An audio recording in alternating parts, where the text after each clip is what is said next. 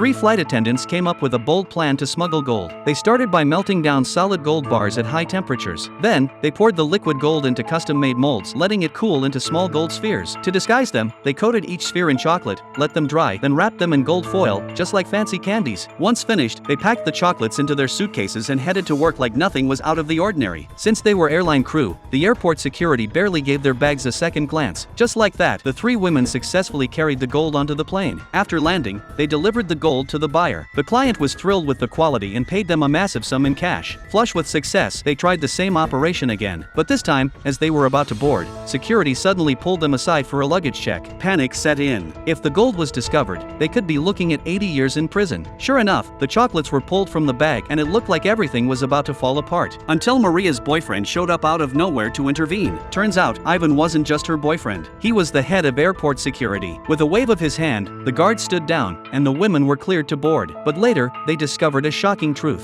The person who tipped off security was none other than Nikolai, the black market gold kingpin. Why? He had used them as a distraction to divert the attention of airport security, while he secretly smuggled out tons of gold for himself. Curious but inspired, the 3 women came up with a new plan. Disguised as catering staff, they snuck aboard Nikolai's private jet. They slipped sedatives into drinks and served them to Nikolai and his men. As expected, they were out cold within minutes. The women rushed to the cargo hold, flung open the luggage, and found it packed full of gold bars and spheres. Each grabbed a suitcase and disappeared into the night. By the time Nikolai's crew came to, they were strapped to their seats, helpless. Before they could even move, law enforcement swarmed the jet. Nikolai's plan had backfired completely. As for Maria and her friends, they were long gone, off living their best lives, with enough gold to never look back.